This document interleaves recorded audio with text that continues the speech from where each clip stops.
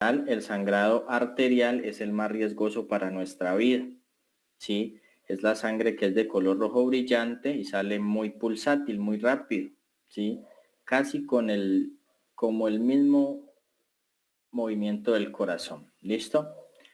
La sangre, la hemorragia venosa también nos va a causar a nosotros una afectación en nuestra vida cuando es un sangrado que viene de una vena grande, ¿listo? Y capilar, pues es muy reducido el riesgo que podamos tener en una herida capilar que a diario se producen. Bueno, ¿por qué necesitamos este entrenamiento nosotros como personal de salud, personal de emergencia, rescatistas? Este es un entrenamiento que lo debe conocer todo el mundo, indispensablemente, independientemente si es de salud o rescatista, debemos conocer esto, al igual que siempre lo enfatizo en nuestras capacitaciones de BLS. Todos debemos conocer de reanimación básica, es un tema inherente y que debería estar en todo, inclusive en los colegios. Bueno, les comento. Este es un entrenamiento que debemos tener todos. ¿Por qué? Porque se nos puede presentar en cualquier situación y en cualquier momento. Ejemplos, unas explosiones, ¿sí? En diferentes países hay diferentes ataques, diferentes explosiones a nivel urbano o a nivel ya de conflicto armado, ¿sí? Que podemos estar inmersos todos los transeúntes, ciudadanos, nos podemos ver involucrados en este tipo de episodios. Por otra parte, en la casa también podemos contraer lesiones, nos podemos cortar los cuchillos, artefactos cortopunzantes, una caída, todo eso nos puede nosotros involucrar de manera riesgosa en nuestra vida. En choques vehiculares también se causan por parte de traumatismos que nos causan ruptura de la piel y por ende nos va a causar la hemorragia. Muchas veces son las hemorragias exsanguinantes que son las que son más riesgosas para nuestra vida. En un tiroteo, bueno, va relacionado mucho con lo de las explosiones. Bueno, en cualquier momento nos podemos encontrar en esta situación. En nuestro trabajo, dependiendo, pues, a qué se dedique cada persona, también vamos a tener unas profesiones u oficios más riesgosos o más propensos a causarnos una hemorragia, ¿sí? Personas que trabajan con la caña, personas que trabajan con los trapiches, estas personas son muy propensas a las amputaciones, entonces se presentan muchos estos casitos acá en Colombia. Hace un rato inclusive estaba saliendo de la casa y estaban unos personajes del aseo cortando unos árboles, entonces yo lo miraba al señor, estaba trepado en la última rama con una motosierra, entonces ese casito también, digamos, puede ser muy propenso a que contraigamos una lesión de este tipo. Muy bien.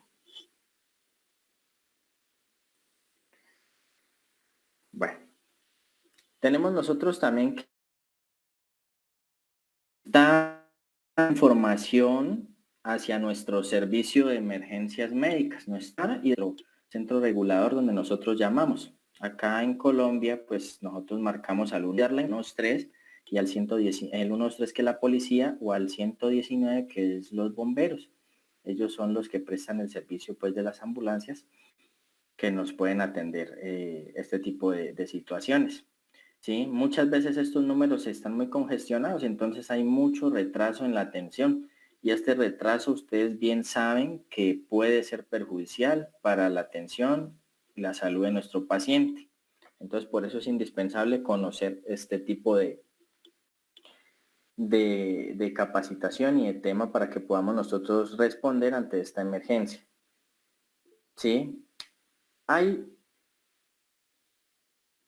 4 principios básicos que yo los enseño en este temario, lo cuales son, primero, protejamos nuestra propia seguridad. ¿Sí? ¿A qué me refiero con proteger nuestra propia seguridad? Que si yo soy conocedor del curso Stop the Blame, entonces yo no voy a entrar como héroe ante un tiroteo a atender al lesionado sin ninguna protección. Recordemos que el personal de salud siempre tiene que esperar a que la fuerza pública controle la situación para que nosotros podamos ingresar y dar un buen servicio y una buena atención. Entonces, a esto me refiero con proteger nuestra propia seguridad, ¿sí? Es muy diferente cuando en medicina táctica ya los entes militares, digamos, hacen una atención bajo fuego o una atención del paciente o una extracción del paciente bajo fuego. Esas son otros tipos de técnicas y ese es otro curso más avanzado, pero ya va enfocado a la parte militar. Nosotros este curso lo estamos enfocando más a la parte salud y a la parte de la comunidad. ¿Listo? Para que lo tengamos en cuenta. Ese es el primer principio. El segundo es identificar la lesión. Yo tengo que identificar la lesión. Nosotros tenemos que saber que tenemos que manejar nuestro XABC, ¿sí? Donde principalmente yo tengo que controlar la hemorragia en la X. ¿Listo? Identifiquemos la lesión. ¿En dónde está la lesión? Tenemos una herida por proyectil de arma de fuego en miembro inferior derecho, parte proximal, o sea, el fémur. Ahí tengo un orificio, tengo un sangrado y alcanzó a haber ruptura de la arteria. ¿Sí? Yo tengo que saber dónde está específicamente esa complicación, esa hemorragia sanguinante, para así poderla controlar. Seguido, el otro principio es lo que les vengo diciendo. Detengamos el sangrado. Detener el sangrado. Eso es lo que debemos nosotros hacer. ¿Sí? Para eso hay una serie de pasos que ya los vamos a ver. Y el cuarto principio es mantener el calor de la víctima. No podemos dejar que la temperatura de nuestro paciente nos baje por debajo de los 36 o 35 grados. ¿Listo? Porque bien sabemos que ya podemos haber, puede haber una descompensación si dejamos que pierda calor, nos entra en un shock y va a ser mucho más difícil la recuperación de este pacientico.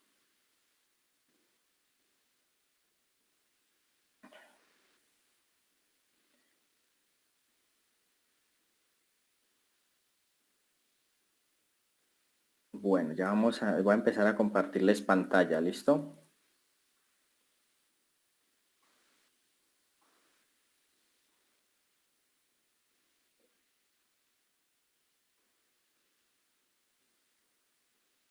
Vamos a ver aquí donde comparto.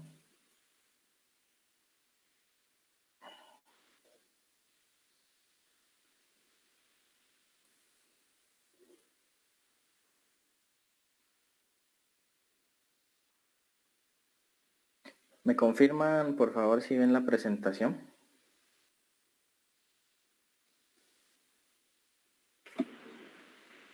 Sí, ya se alcanza a ver. Listo, muy bien. Dame un momento, por favor.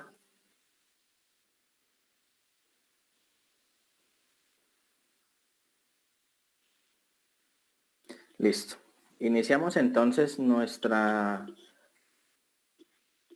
capacitación con esta presentación. Es la presentación original del curso Stop the Bleed. No es alusiva, no estoy haciéndole publicidad a ninguna de estas marcas. Solo uso esta presentación para replicar el conocimiento como instructor Stop the Bleed. Entonces, para que no vayan a haber malentendidos. ¿Listo?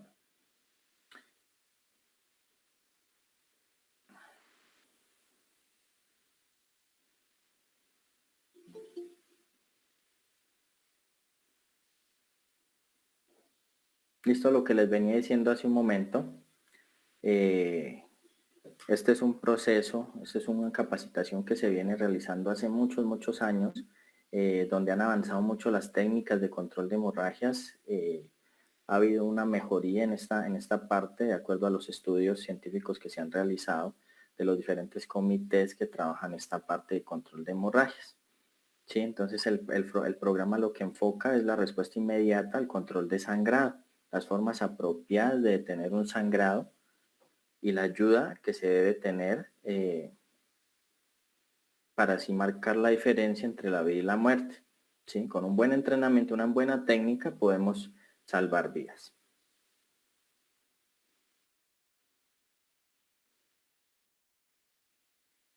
Bueno, esta parte ya la vimos, ¿sí? Lesiones en el trabajo, tiroteos masivos, lesiones domésticas, accidentes o bombardeos. Estos son donde comúnmente nos podemos encontrar este tipo de hemorragias exsanguinantes. Garantizamos nuestra propia seguridad, ¿sí? Miremos el ABC del sangrado, donde ¿qué tenemos que hacer nosotros? Alertar al sistema de emergencias médicas. En unos el 911, acá en Colombia el 119, el 123, Cruz Roja Colombiana el 132. Entonces, estos son los organismos de reacción inmediata ante cualquier emergencia. La B, ya hablamos del bleeding, que es el sangrado. Debemos encontrar el foco donde nos está provocando ese sangrado. Debemos hacer, aquí ya nos explica la técnica, ¿sí? Nos dice hacer una presión directa para detener el sangrado. Ese paso no ha cambiado, ese paso sigue ahí intacto, ¿sí? Debemos hacer presión. ¿Qué debemos hacer? Ahí nos dice, primero, cubramos la herida con un trapo limpio, un trapo, gasa o compresa, ¿sí? De acuerdo a lo que tengamos nosotros en nuestro botiquín, en nuestro trabajo, o en nuestra empresa, o en nuestro servicio, en el servicio que trabajemos, ya sea hospitalario de urgencias, ¿sí? Podemos utilizar gasas, apósitos, compresas limpias. Ahorita también podemos utilizar lo que son las gasas con agente hemostático, que son muy efectivas.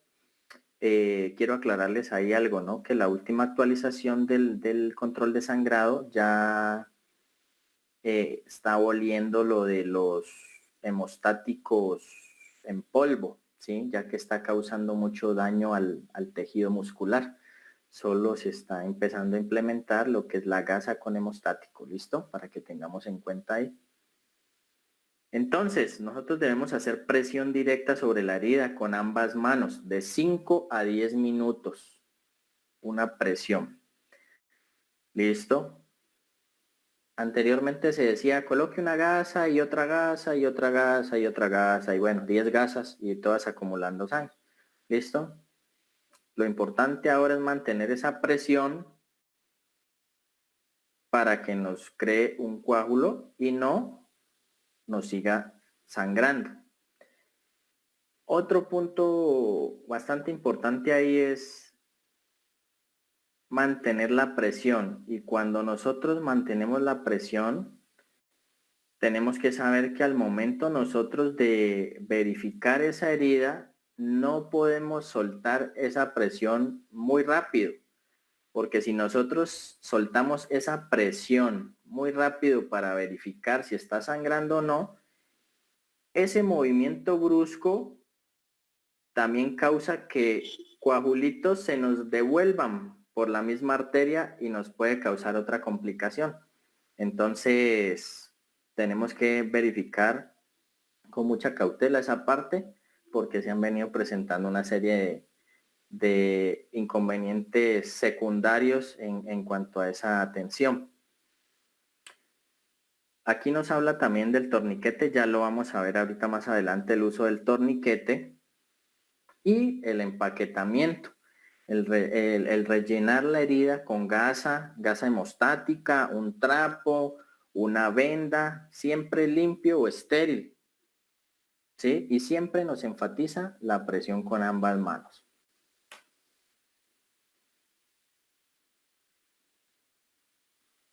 Bueno, aquí nos habla de lo que ya veníamos hablando al principio. Antes de nosotros prestar una ayuda, debemos garantizarla de nosotros. Ya sabemos por qué. Si quien ayuda se lastima, no podrá ayudar a la víctima. Obvio, eso es muy cierto. Si yo estoy ahí, tengo el conocimiento, pero no sé cuidarme y me lastimo, recibo un tiro, me causo otra herida similar o igual a la del paciente, pues obviamente ya voy a ser otra víctima más. ¿Listo? Entonces tener mucho cuidado. Siempre valorar lo que es la seguridad de la escena y la situación de donde nos encontramos. Por eso debemos nosotros iniciar cuidados solamente en el sitio si es seguro, como les decía hace un momento, de que la fuerza pública ingrese primero y controle esa situación.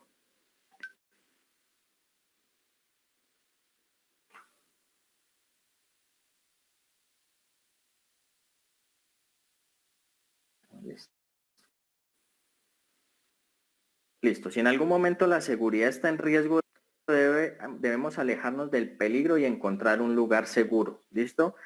Si es posible sacar a la víctima con nosotros, lo hacemos para así poder nosotros avanzar en ese tratamiento y en ese control de esa hemorragia que presenta el paciente, solo si es seguro hacerlo. ¿Listo? También se debe proteger de posibles infecciones transmitidas por la sangre colocándonos nuestra bioseguridad, ¿sí? Si se puede conseguirlos, bueno, lo ideal es que nosotros lo tengamos, ¿no? Como personal rescatista y personal de salud, nosotros tenemos que saber de que en nuestro carro, en nuestro bolso, en nuestro bolsillo, debemos nosotros mantener nuestra bioseguridad. Y mucho más ahora con lo que estamos pasando, que es los tiempos de esta pandemia. Entonces tenemos que saber de que hay que tener nuestros guantes, nuestro tapabocas, nuestra mascarilla KN o N95 y nuestras monogafas. Entonces tenemos que nosotros cuidarnos muy bien ahora en esta época, enfatizar y ser un poquito más intensos con esta parte de nuestra seguridad. ¿Listo? No nos olvidemos, lo estamos enfocando esto desde hace 4 meses en todas nuestras capacitaciones. Entonces, cuidémonos los unos a los otros. ¿Listo? Bien. Aquí nos sigue hablando de los principios primarios del ABC del sangrado, en lo cual vamos a ver el A. ¿Listo? Nos sigue enfatizando el A. Llamemos, pidamos ayuda, demos bien la información, demos bien nuestras coordenadas. Si lo puedo hacer, nuestro teléfono tiene un altavoz en el cual yo puedo activar el altavoz y estar haciendo la presión o el procedimiento que yo esté realizando mientras doy las indicaciones. Si no lo puedo hacer, si no lo tengo, pues entonces pidámosle ayuda a alguien para que esa persona nos pueda dar una buena indicación al servicio de emergencias. Denme un segundito, yo salgo aquí que creo que ingresó alguien. Le doy ingreso a esta persona. Listo. Bueno, nos habla de la B, del control del sangrado. Encontrando el origen del sangrado, de ahí partimos para nosotros dar una buena atención y podamos controlar ese sangrado, ¿sí? Identificándolo, el sangrado que pone en riesgo la vida, así vamos a lograr controlar esa hemorragia exsanguinante, profusa que nos está causando dificultad a nuestro paciente. ¿Listo? Debemos identificar muy bien la sangre que brota profusamente de la herida, sangre que no deja de salir de la herida, sangre que se acumula. Tenemos que estar pendiente de todo eso. Sabemos que el cuerpo humano, por lo general, tenemos 5 litros. Si ya empezamos a perder más de 1.5 litros, ya empezamos nosotros como personal de salud a decir, bueno, ¿qué está pasando? Estoy controlando el sangrado, hay otra herida oculta, tenemos que mirar muy bien esta parte. El apósito está empapado de sangre, vendas que están empapadas de sangre, tengo que yo también darme cuenta porque yo no puedo colocar un apósito, 2 apósitos, una venda, 2 vendas y que el sangrado siga saliendo. Que todo lo tenga yo empapado de sangre, entonces no estoy haciendo un efectivo control del sangrado. ¿Sí? Mirar las vendas, todo esto que no esté causándonos sangrado, así nosotros estemos haciendo la presión. Tenemos que mirar pérdida de una extremidad, puede ser superior un brazo, inferior una pierna. Entonces ya estamos hablando de una amputación, que una amputación ya va a ser un sangrado bastante exsanguinante, ya va a ser de riesgo vital para la vida. Entonces hay que poner mucho cuidado, saber hacer un respectivo control ante una amputación. Tenemos que saber también si el paciente está consciente o inconsciente al momento nosotros de hacer este procedimiento. Hay pacientes que se descompensan muy rápido con la pérdida de menos de 1 litro o al ver la sangre también las personas pues psicológicamente también no no pueden ver sangre, ¿sí? Por decirlo así, entonces se descompensan, se desmayan, entonces tengo que ver, también estar muy pendiente por qué se desmayó por la pérdida de sangre, se desmayó por el susto, se desmayó por el dolor, entonces todo esto nosotros tenemos que saberlo, verificar muy bien con monitor los signos vitales para nosotros poder realizar esto. Hay un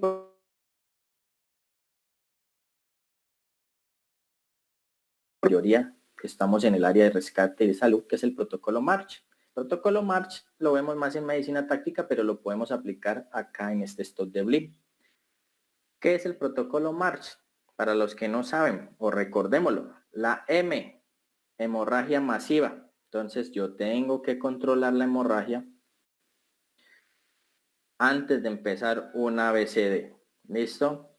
De ahí yo ya sigo con la A, que es la vía aérea. Tengo que garantizar una vía aérea permeable al paciente, ya sea con cánula, para poder nosotros garantizar que este paciente tenga más posibilidades de vida.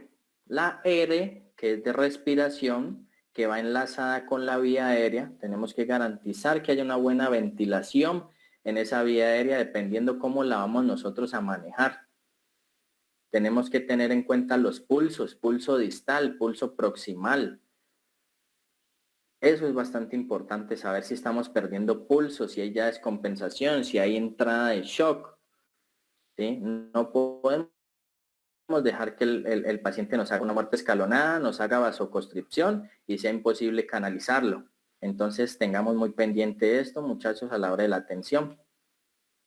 Recordemos también que como personal de salud, o por ejemplo, acá en Colombia, ¿no?, podemos compensar también lo que son las hemorragias internas, que poco podemos nosotros hacer prehospitalariamente con ellas, porque ya es más intrahospitalariamente en la zona quirúrgica. Pero lo que podemos hacer es compensar un flujo sanguíneo y la presión arterial con bolos de 250 para que haya una estabilización y podamos mantener ese calor corporal y esa frecuencia cardíaca del paciente mientras es trasladado al centro de asistencia, que puede ser un tercero o cuarto nivel. No sé allá en México cómo sean los niveles, pero pues les recomiendo a un nivel alto.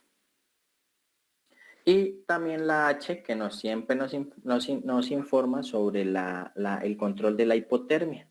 ¿Sí? Retirar las prendas húmedas, retirarlo del sitio del foco donde está húmedo, donde está mojado, para así cubrirlo con mantas térmicas, cobijas, líquidos calientes si es necesario, para que le mantengamos el calor corporal al paciente. Sepamos que la hipotermia es una de las causas por las cuales nos puede fallecer un paciente con un sangrado exsanguinante. ¿Vamos bien hasta ahí? ¿Alguna pregunta, duda?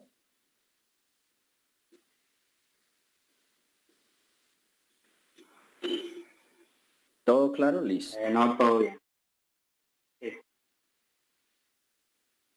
Listo, sigamos.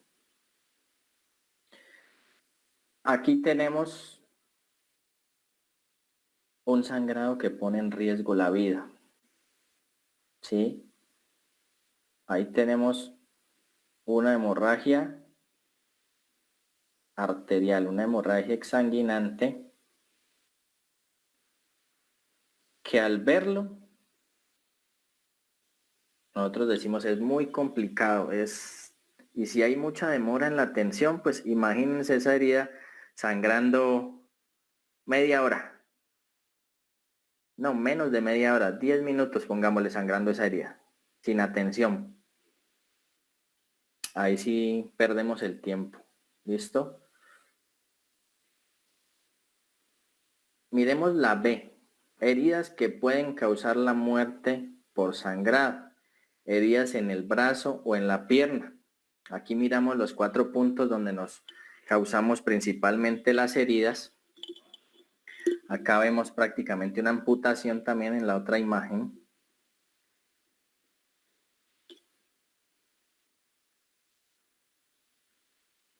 Y tenemos que saber que hay que hacer una buena técnica de control de sangrado con presión directa, con empaquetamiento o con torniquete.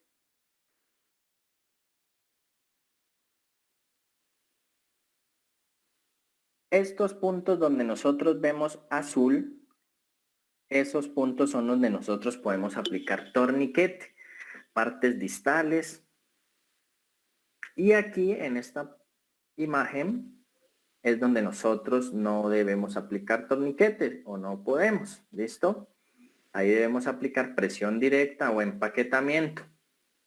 Cuando hay una herida en pliegues o en el torso, en el cuello, en el hombro, en la ingle, el sangrado lo controlamos mediante presión directa y empaquetamiento.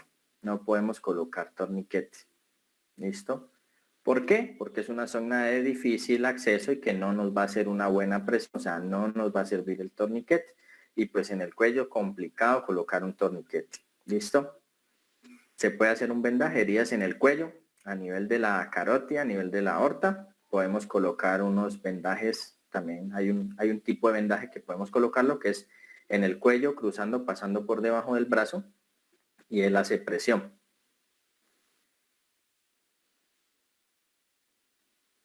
Cuando es herida en el pecho, en el tórax, en el abdomen, ya sea frontales, posteriores, laterales, como lo dice nuestra presentación, este sangrado es difícil contenerlo fuera de un hospital, ¿sí? Nosotros podemos hacer presión, podemos utilizar gasa hemostática, podemos hacer un vendaje, pero es muy difícil un sangrado a nivel de tórax porque nos está afectando a nivel interno también.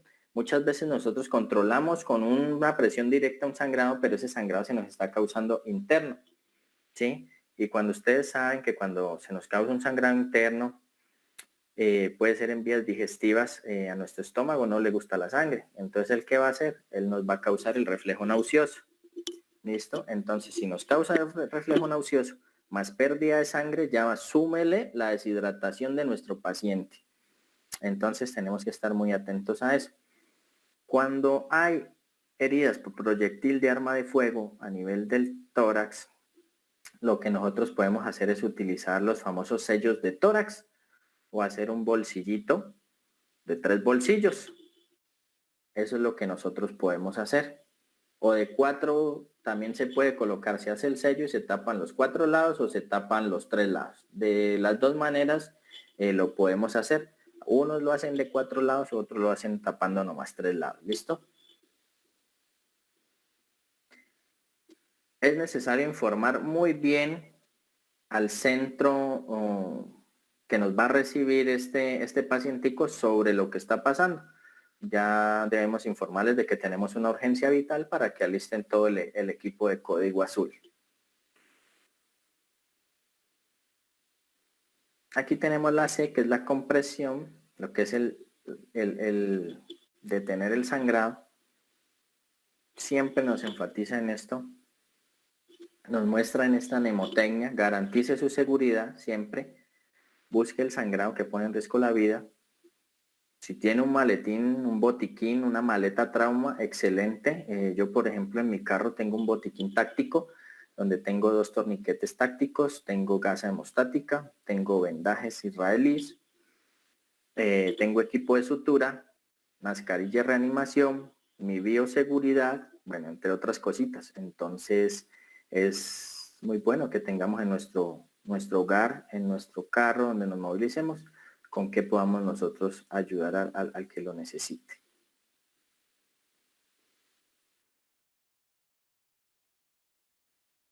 Bueno, aquí nos vuelve y nos dice, utilicemos la presión directa con las 2 manos o con los dedos. Cuando nos dice con los dedos es que podemos introducir los dedos en la herida y podemos, digamos, darle presión a esa arteria para ir haciendo el empaquetamiento. En muchos países no lo hacen de esa manera, solo hacen con, empaquetan y hacen la presión. En esta técnica, acá yo sí lo utilizo, introducimos los dedos en la herida hasta donde se puede y tratamos de controlar ese sangrado ahí, haciendo presión. El control de sangrado requiere presión continua muy firme hasta que llegue el equipo médico de respuesta. No deje de hacer presión.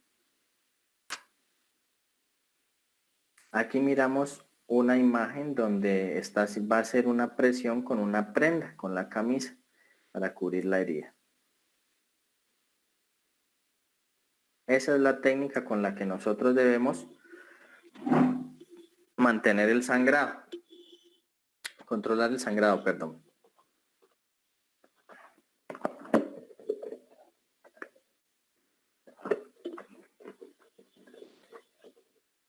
Bueno, comprima tan fuerte como usted pueda. Mantenga la presión hasta que lo releve el equipo de primera respuesta.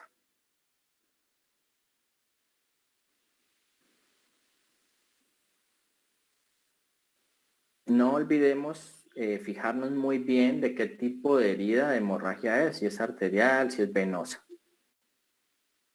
¿Listo? No olvidemos también de mirar si es en el brazo o es en la pierna para así aplicar el tratamiento más adecuado.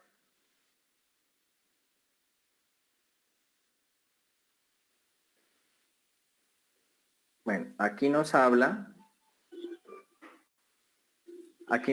del torniquete, nos empieza a enfocar más el torniquete, entonces nos dice aplíquelo arriba del sitio del sangrado y apriételo hasta que el sangrado se detenga. Dependiendo el torniquete que nosotros tengamos, el que esté homologado en nuestro país o el que nosotros le tengamos confianza para usarlo, ¿sí? Hay varios torniquetes, en cada país pues habrá homologación de 1 o 2 o ya el que cada uno lo pueda usar. Listo, no le hago publicidad a ningún torniquete. Ahorita les muestro los que yo uso personalmente acá en Colombia.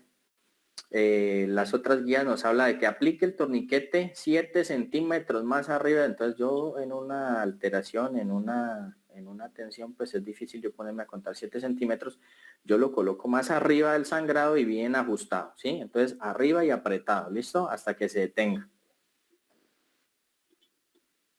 Aquí vemos muy bien en esta imagen cómo colocamos el torniquete. Tenemos una herida, miembro superior izquierdo, parte proximal. Entonces, arriba de la herida, bien apretado. De esta manera controlamos ese flujo de sangre. Y si debemos saber que tenemos que aplicar muy bien el torniquete. Si lo colocamos mal, no va a tener eficiencia, ¿sí? Y debemos de pronto utilizar un segundo torniquete. ¿Listo?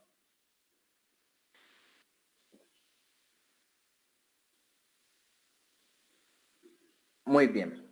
Hablemos aquí de la aplicación del torniquete. Dice, aplíquelo inmediatamente si ve un sangrado que pone la vida en riesgo en el brazo o en las piernas. Se puede colocar sobre la ropa, pero lo ideal, en mi caso, yo prefiero retirar esa parte de prenda para poder trabajar mejor y ver la herida. ¿Listo? Coloque de 2 a 3 pulgadas arriba de la herida. No lo coloque sobre la herida, por favor. No lo aplique sobre las articulaciones, rodilla o codo, ya que no va a tener efectividad en su uso. No lo aplique directamente sobre los bolsillos que contengan objetos. O sea, si la herida es en el fémur y yo tengo mi celular, smartphone en el bolsillo, no lo vaya a aplicar sobre el celular, por favor, porque no le va a hacer una buena presión. ¿Listo? Apriete el torniquete y gire la varilla o el molinete hasta que se detenga el sangrado. Ojo, sepamos que el torniquete duele, el torniquete va a doler. ¿Sí? Mucha gente en la que usted, digamos, le vaya a ayudar, va a pensar, este me está aplicando esto mal porque me está doliendo. No, aclárele si está consciente de que el procedimiento duele, ¿listo? Entonces, para que él sepa y no vaya a entrar, digamos, en más pánico o alterarse de pronto que le estás haciendo un procedimiento mal. Los tipos de torniquetes, vuelvo y repito, no le hago publicidad aquí a ninguno, ¿listo? Estos son unos de los tipos de torniquetes que hay. Son torniquetes tipo tácticos, ¿sí? Ya todos conocemos el torniquete hospitalario, pues que es la banda elástica que comúnmente se usa. Estos son muy efectivos. A mí me gusta usar el tipo CAT. Ya ahorita se los voy a mostrar en una pequeña demostración con un simulador. Acá lo tenemos, torniquete tipo CAT. Bueno, ya han sacado diferentes referencias del tipo CAT. Ya va en el CAT Gen 7, si no estoy mal. Acá tenemos el otro, primera generación, segunda generación. Él cuenta un velcro dimensión ancha para que logre abarcar en nuestro miembro inferior o superior el molinete o varilla, el velcro donde nosotros debemos marcar muy bien el torniquete. Debemos saber a qué horas lo aplicamos. Tengamos en cuenta que el torniquete es efectivo y nuestras guías dice úselo por 2 horas con seguridad de que no va a haber afectación de vida. Por lo general aquí en la ciudad donde yo estoy en Colombia, un traslado de la ciudad o de alguna parte al centro asistencial dura alrededor de 10 a 15 minutos. Si hay mucho trancón, póngale 20 minutos. Si ya estamos muy afuera de la ciudad hasta el centro asistencial, pues ya estaríamos a media hora, 1 hora. Entonces, si lo aplicamos 2 horas, excelente, es un buen trabajo. Hasta la tercera hora yo lo recomiendo aplicar ya que no causa daño en el tejido. Si lo empezamos a usar más de 3 horas, 4 horas, 5 horas, bueno, se nos va a presentar una serie de inconvenientes en que el cuerpo o la articulación, el miembro va a empezar a producirnos ácido láctico y potasio. Entonces ya nos causa otra serie de inconveniente ahí y alteración al miembro en el cual puede llevarnos a una amputación, ¿sí? Entonces, lo ideal es no perjudicar más al paciente de lo que está. Entonces, utilicemos bien estos dispositivos. Antiguamente, recuerdo que la gente decía mucho que eso no se usaba, que eso era peligroso, que eso para qué, que eso, bueno, en fin, muchas cosas se hablaron del torniquete y muchos todavía tienen ese tabú de que no lo usan. Entonces, lo malo es no saberlo usar, lo malo es no usarlo. Debemos nosotros saber de que tenemos que salvar una vida, tenemos que garantizar de que llegue vivo al centro asistencial. Entonces, usémoslo, aprendamos a usarlo. Si lo tenemos, practiquemos. Eso es muy importante. La práctica nos da destrezas a nosotros en la parte asistencial. Entonces, no lo olvidemos. Aquí nos muestra esta serie de imágenes el torniquete CAT. ¿Listo? Esta es la aplicación. Lo podemos autoaplicar. Solito nos lo podemos colocar y nos podemos nosotros controlar el sangrado.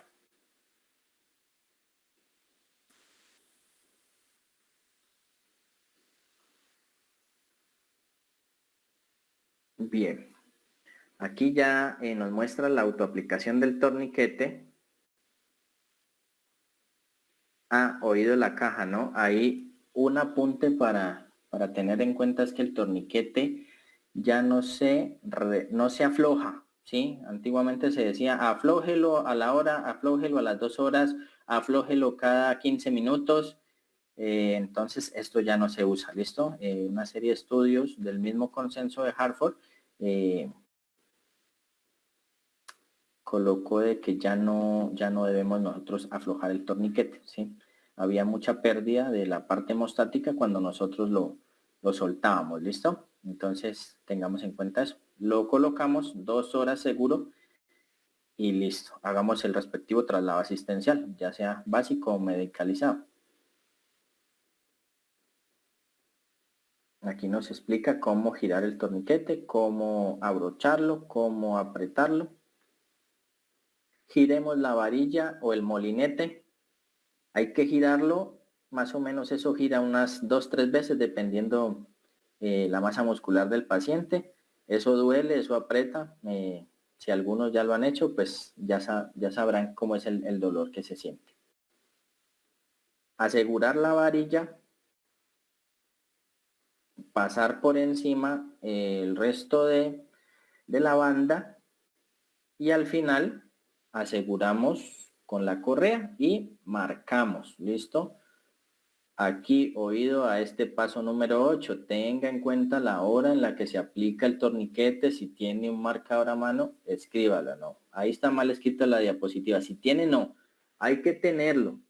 Y si no lo tengo, hay que buscarlo porque tengo que marcar ese procedimiento que acabo de realizar. ¿Listo? Así ya el paciente está listo para ser trasladado y nosotros tener nuestro tiempo de cuánto lleva ese torniquete ahí colocado.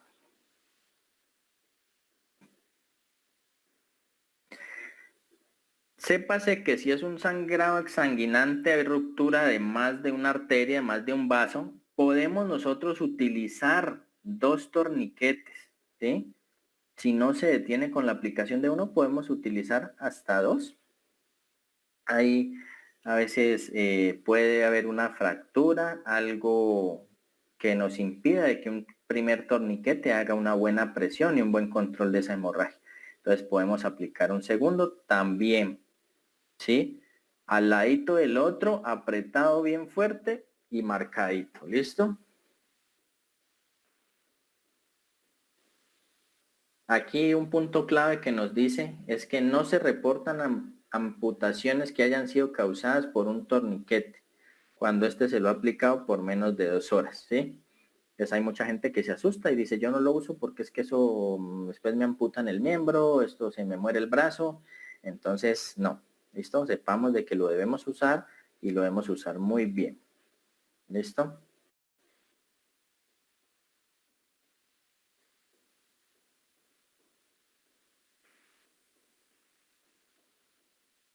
Aquí nos habla del dolor causado por el torniquete. Los torniquetes causan dolor cuando se aplica de forma efectiva. Sí, estos causan dolor, no le mienta al paciente, porque si no él va a creer de que usted le está haciendo algo mal.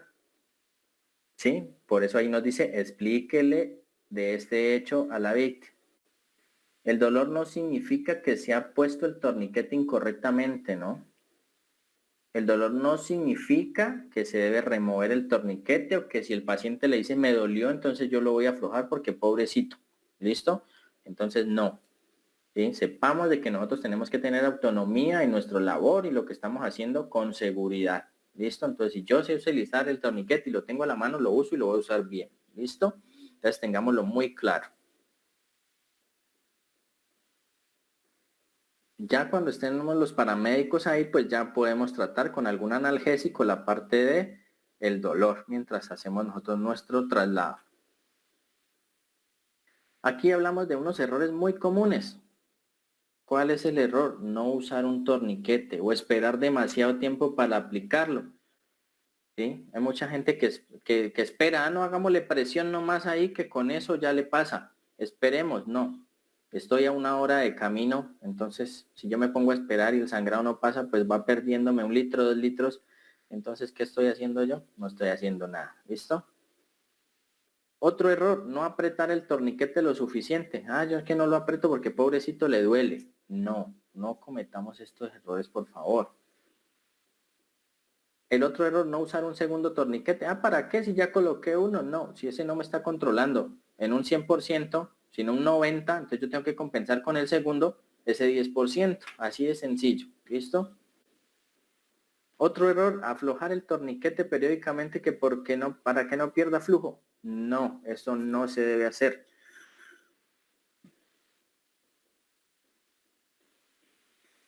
Si yo no soy personal de salud o estoy solo donde yo no pueda realizar un procedimiento de cirugía básico, no lo retiren, ¿sí? Porque esto se debe retimar solo el personal de salud si estoy en una ambulancia o estoy en mi centro asistencial, donde yo pueda subsanar los efectos secundarios o cualquier cosa secundaria que me pueda causar este tipo de herida o de lesión.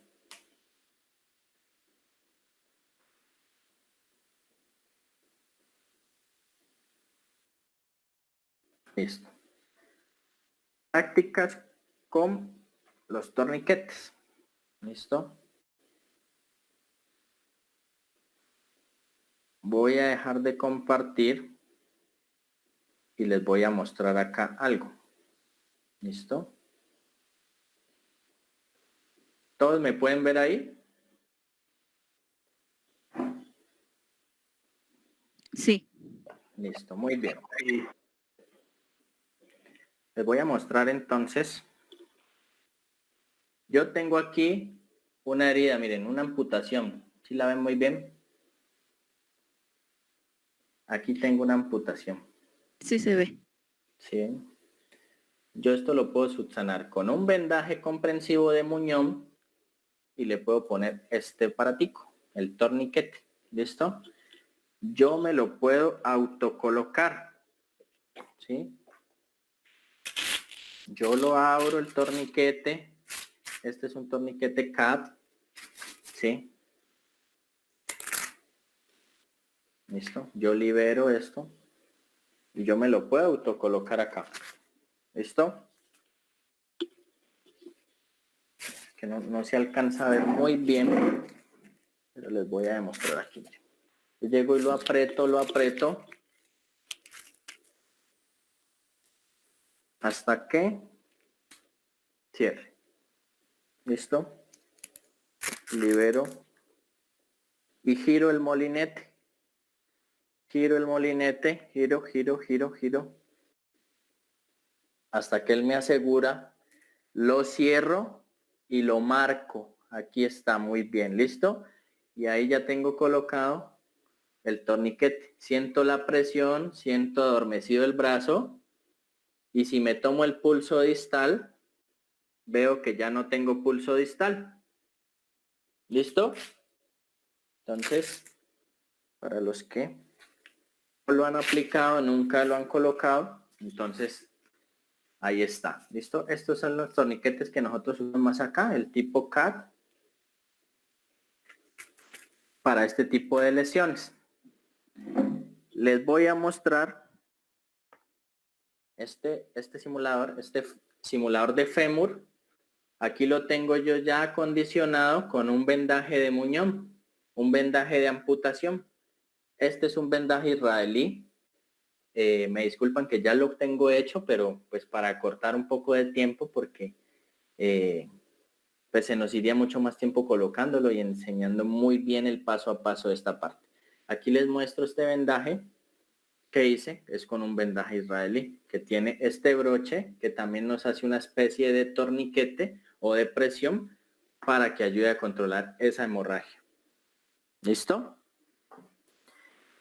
Aquí, en este otro fémur, como podemos darnos cuenta, tenemos una herida por proyectil de arma de fuego. Le tenemos colocado el torniquete para que haga presión arriba de la herida. ¿Listo? ¿Qué vamos a hacer anexo a eso? Miren lo que podemos hacer nosotros también. Se me perdió. Aquí es que no les alcanzo a mostrar muy bien. Entonces, voy a empezar yo a hacer empaquetamiento. Hago empaquetamiento, empiezo a hacer empaquetamiento y voy haciendo presión también con mi mano. ¿Listo? Voy metiendo y voy haciendo presión. Esto es un empaquetamiento. ¿Listo? Yo relleno la herida con una gasa hemostática o una gasa normal o un apósito o una compresa. Miren cómo relleno yo toda esta herida. Cuando toda esta herida ya se me haya llenado, miren aquí. Aquí relleno, listo, la herida ya me empieza a sellar. Aquí ya agoté toda, a ver si el taponamiento, el empaquetamiento. Lo que voy a hacer es presión con ambas manos, ¿listo? Hacemos presión con ambas manos.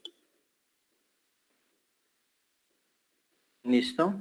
De 5 a 10 minutos. De esta manera, él ya está empaquetado y con esto le hacemos presión. Si yo estoy solo o necesito atender en otra parte al paciente, Si, por ejemplo, esta hemorragia, esta herida, que presentó esta herida por arma de fuego en el fémur, aparte de eso, presentó otros 3 impactos de bala, yo tengo que saber de que yo no me puedo concentrar solo en ese fémur, en esa herida, tengo que saber de que subsano esa herida, hago la presión y puedo hacer un vendaje compresivo sobre esa herida, ya que tengo el torniquete puesto ahí. ¿Listo? Si estoy prácticamente solo o solo estamos 2, entonces podemos también, ustedes saben que hay que turnarse, hay que trabajar en equipo para lograr subsanar todas las heridas que tiene este pacientico. ¿Listo? Entonces coloco mi vendaje compresivo más el torniquete, ya estoy controlando ese sangrado. Claro que tengo que estar muy pendiente y no perderlo de vista, no confiarme, porque ahí está la dificultad. ¿Listo? ¿Soy claro hasta ahí? ¿He sido claro? ¿Alguna pregunta? Todo muy claro.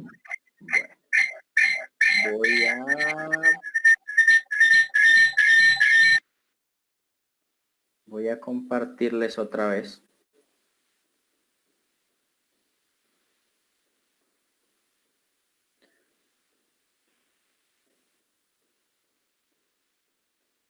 Listo. Bueno, ahí vimos entonces digámoslo, práctica virtual con el torniquete. Vemos el vendaje israelí en una amputación y vimos el empaquetamiento.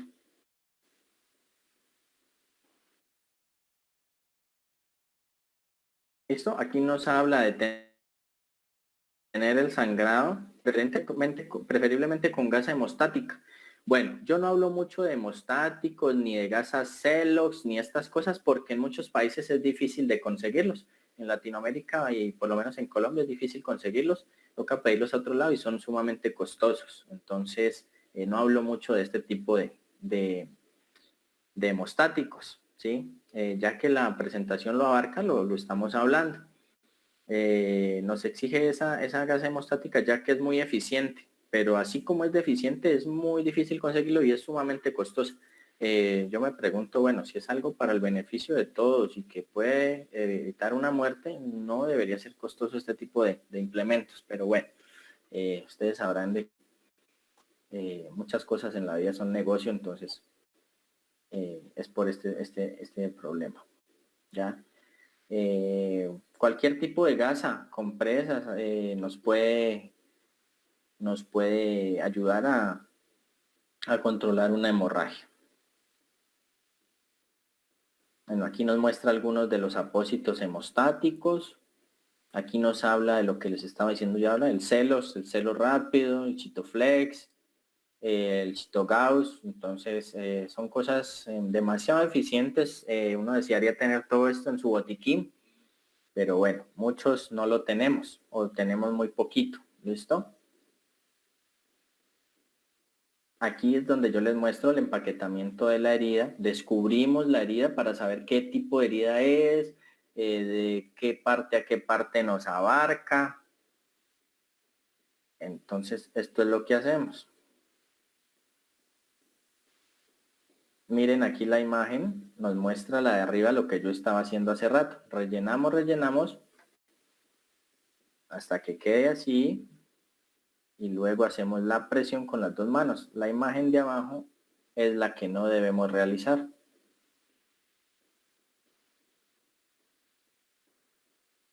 Y esto nos habla del empaquetamiento de la herida. ¿Sí? Nos dice que debemos aplicar rápidamente y mantener nuestra presión directa sobre esa herida hasta que llegue el equipo médico de respuesta.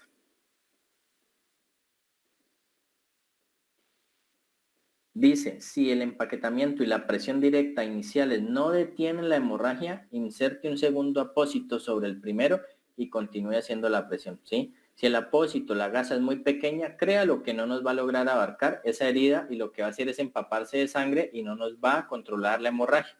Nosotros no debemos empapar gasas y empapar trapos y empapar compresas. Lo que debemos es controlar, ¿sí?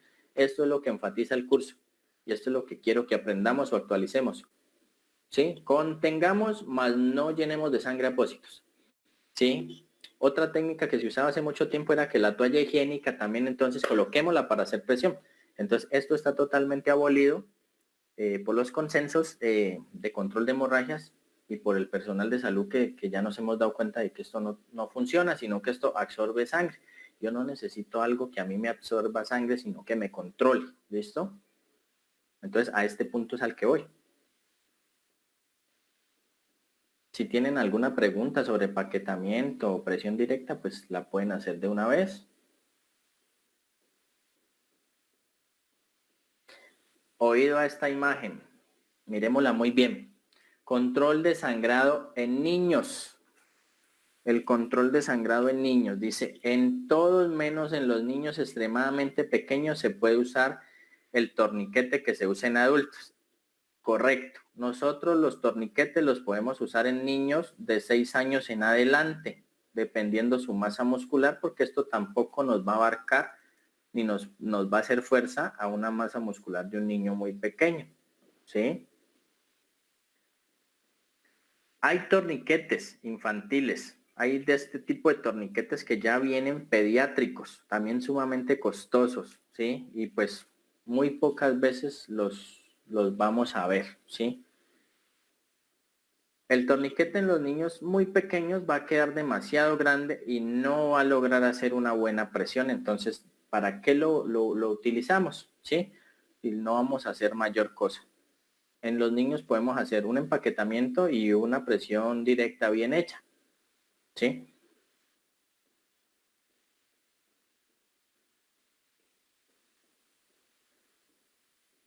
Exposición a la sangre y además ahora en estos casos que estamos nosotros pasando, tenemos nosotros que estar muy intensos con la bioseguridad y la exposición a los residuos biológicos, a la exposición de sangre, ¿sí? Luego de la llegada del equipo médico de ambulancia, tenemos nosotros que desechar muy bien estos guantes y lavarnos muy bien, ¿sí? Lávese muy cuidadosamente con agua y jabón, más de 20 segundos, jabón antibacterial. Y si tuvo alguna exposición o tuvo algún uñerito en la mano o algo, notifíquelo al equipo que está atendiendo para que así también le puedan hacer una respectiva valoración a usted, porque sabemos que todos los pacientes tenemos que valorarnos como posible COVID o posible VIH positivo, ¿sí? Entonces tengamos mucho cuidado, no seamos confiados, ¿sí? Muchas veces nos confiamos, ¿sí? Sabemos, tenemos conocimiento, pero pues muchas veces no las sabemos todas o en una emergencia nos podemos olvidar de algún paso, ¿listo? Pues tampoco no somos perfectos, pero tenemos que cuidarnos, ¿listo? Y nos termina dando esta conclusión. La única cosa más trágica que una muerte es una muerte que pudo haberse evitado. ¿Listo? Entonces los invito a que nos entrenemos, nos capacitemos, practiquemos en nuestros equipos de trabajo internos, en nuestras casas, que sigamos aprendiendo cada día más, aprendamos un buen procedimiento para que así podamos minimizar la mortandad. ¿Listo? Muchas gracias a todos por su asistencia. Si tienen alguna pregunta, aquí voy a estar. ¿Listo? Muchas gracias.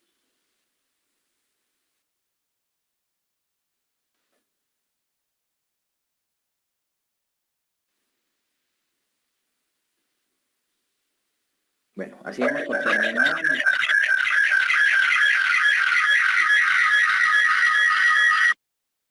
Damos por terminada nuestra capacitación Stop the Blame. Ahora sí, Juan Carlos, ¿vas a decir algo? Vamos a abrir preguntas. En el chat hay una pregunta. Ya la reviso. Buenas tardes, ¿dónde estás? A ver. Dice Krav Maga. Ah, chévere, yo también practico Krav Maga acá en Colombia. ¿A qué se refiere cuando dice que no se debe utilizar torniquetes de práctica o de entrenamiento durante un incidente real o un torniquete de entrenamiento? Listo, muy bien. ¿A qué se refiere? Listo. Ahorita hay muchos torniquetes chinos y muchos torniquetes originales. Por ejemplo, en mi caso como centro de entrenamiento, yo utilizo torniquetes de entrenamiento, torniquetes chinos, ¿sí? Pero en la vida real, yo en mi botiquín, yo tengo un torniquete original que me costó 3 veces lo que me cuesta a mí un torniquete chino, ¿sí? ¿Qué es lo que pasa? Que el torniquete original a ti te va a dar la eficiencia que tú buscas a ese control de sangrado y no se te va a romper, no se te va a dañar, no te va a disminuir la presión. Pero un torniquete que no es original o que es chino, él te puede ceder y no te puede controlar totalmente ese sangrado, no te va a hacer la presión. Y si estás muy de malas, pues se te puede partir el molinete o se te puede reventar el elástico que lo aprieta. Entonces es por esto que no se recomienda este tipo de atenciones en un caso ya real. ¿Listo? ¿Estoy claro hasta ahí?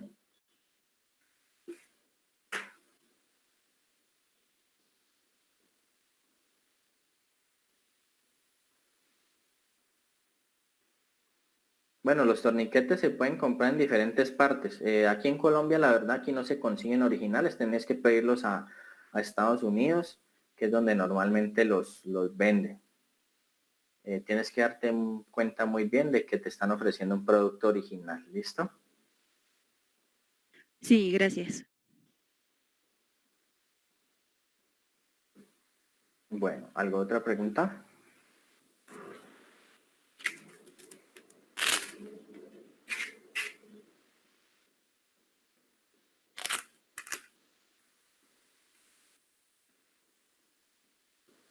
¿Alguien más tiene alguna otra pregunta?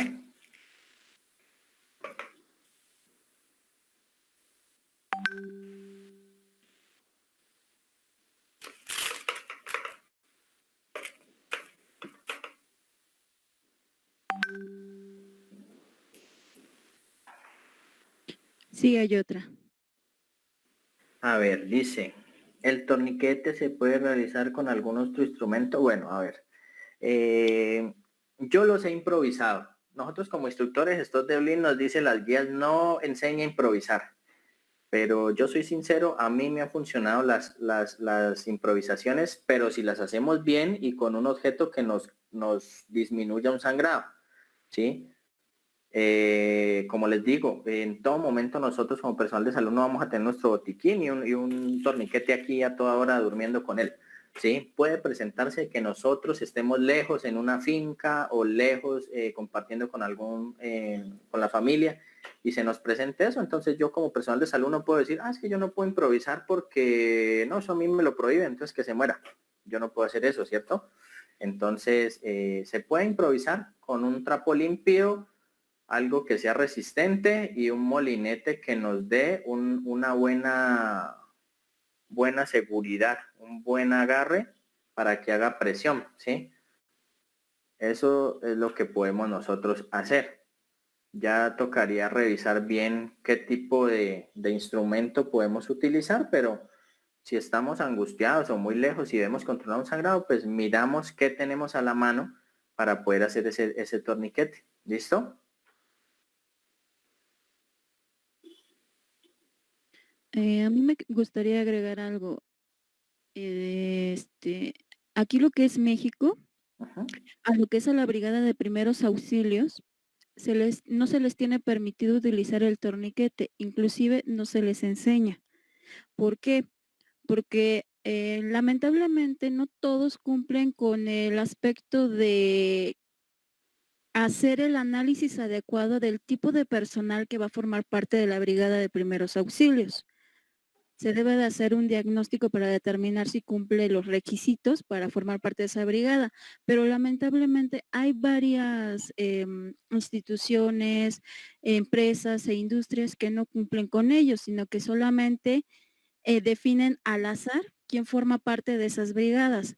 Por lo tanto, a la hora de darles la capacitación de primeros auxilios, no podemos asegurar que vayan a hacer un buen trabajo con el manejo del torniquete. Por eso en México no se les enseña eso. Listo, muy bien. Sí, en algunos países pues hay directrices diferentes, muchos protocolos que pues son muy diferentes, pero al verlos son los mismos, ¿sí? Como tú dices, sí, eso debería hacerse una prueba para entrar a la brigada o para cualquier organismo de socorro, ¿sí? por lo menos acá para entrar a bomberos, yo soy bombero ya, gracias a Dios, 4 años. Acá hay una serie de pruebas, como lo sé que hay en muchos organismos de socorro, porque pues tiene que probarse a la persona de que sí está capacitada o para atender una emergencia, porque como compañero pues yo no puedo ingresar con alguien que le tiene miedo a la sangre o le tiene miedo a la candela o que tiene fobias, entonces puede causarme la muerte a mí y podemos ya no ser un herido sino 3 o 3 fallecidos. Entonces es muy bueno el aporte que tú das, eso sí debería aplicarse en todo lado. En muchas partes no se enseña el uso del torniquete. Ahorita pues con esto del stop de Blin, muchos instructores estamos tratando de encajar este tema otra vez, que es de mucha ayuda para nivel salud y de que pierdan ese tabú sobre el uso del torniquete. Entonces, gracias por tu aporte, es muy bueno. Gracias.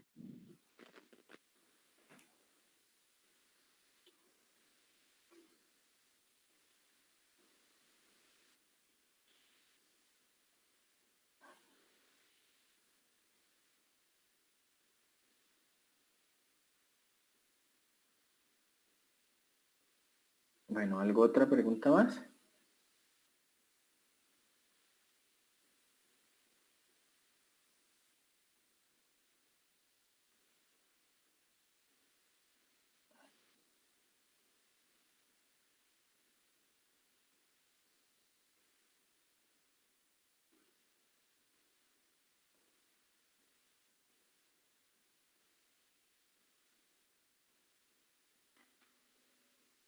Sí, hay otra. Dígame a ver, ¿qué pasa con neonatos que llegan a sufrir alguna hemorragia? Neonatos que llegan a sufrir alguna hemorragia ya tienen que ser atendidos en los diferentes centros asistenciales de alta complejidad para pediatría y neonatos.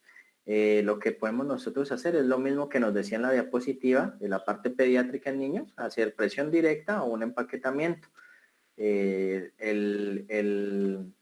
El torniquete pediátrico, pues no lo he visto hasta el momento que lo usen a nivel neonatos.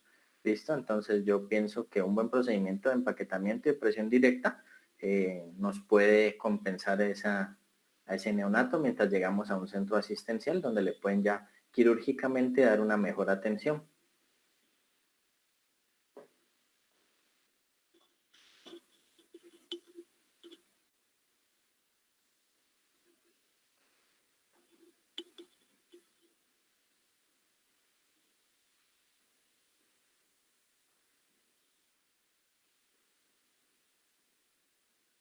¿Sí fui claro al contestar?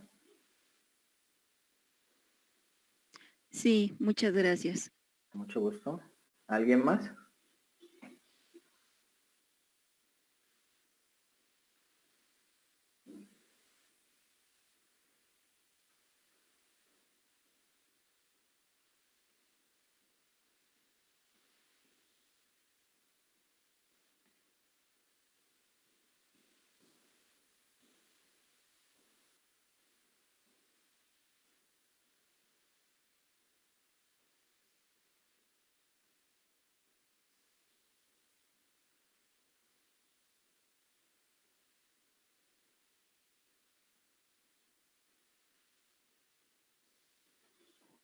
No, parece ser que ya no. Bueno, parece que no hay más preguntas, todo muy claro. Bueno, excelente, eso quiere decir que... Yo sí tengo una pregunta.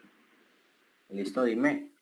Gracias, buenas tardes, Pablo. Saludos desde Morelos, México. Buenas tardes, gracias, igualmente. Acá es medio complicado tener torniquetes. ¿Nosotros pudiéramos hacer torniquetes con vendas y después poner vendaje opresivo o compresivo?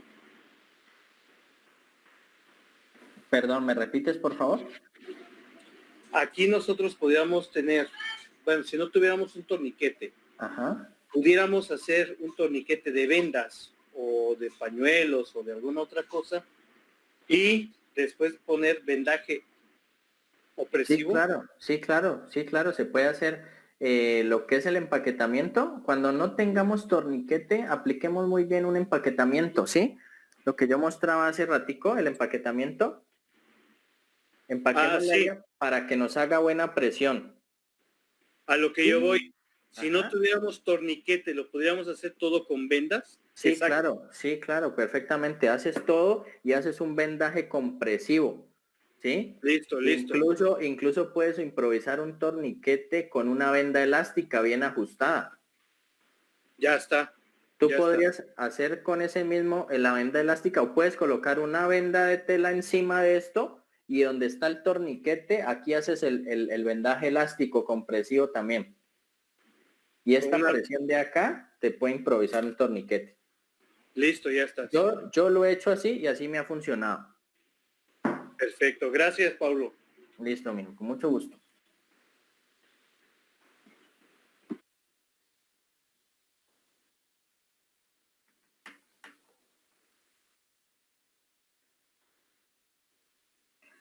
Listo, aquí hay otra pregunta. Cuando se aplica un torniquete, el herido siente gran dolor. He visto que les dicen que se aprieten, ¿qué?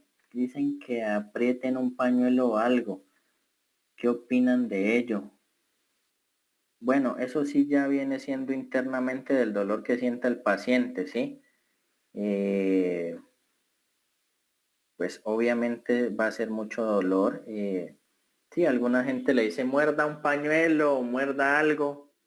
Entonces, para disminuir el dolor de pronto y centrarlo en otro lado, puede ser de pronto con énfasis en eso. Pero desde que tú des un buen soporte psicológico al paciente, el paciente te va a entender, ¿sí? Aparte de eso, no olvidemos la parte de los primeros auxilios psicológicos que dentro de estas emergencias debemos nosotros irlo aplicando, ¿no? Con nuestros pacientes, explicándoles, hablándoles, dejándolos que hablen, escuchándolos. Entonces, esta parte no la olvidemos.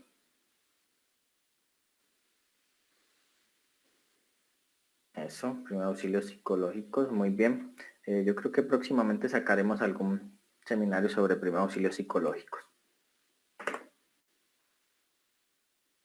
Esto lo esperamos en las próximas capacitaciones. Gracias, buenas noches. Juan Carlos Monroy, director de MT Capacitación. Agradece su participación en este dinámico curso que nos diste, Pablo. De verdad estamos muy agradecidos a todos por su participación. Esperamos seguir contando con ustedes en las demás. Gracias, buenas tardes. Listo, Juan Carlos, estamos pendientes, con mucho gusto. Gracias a todos, buena tarde. Igualmente, gracias. Gracias, buenas tardes. Gracias, buenas tardes, que tengan excelente tarde. Gracias. Hasta luego.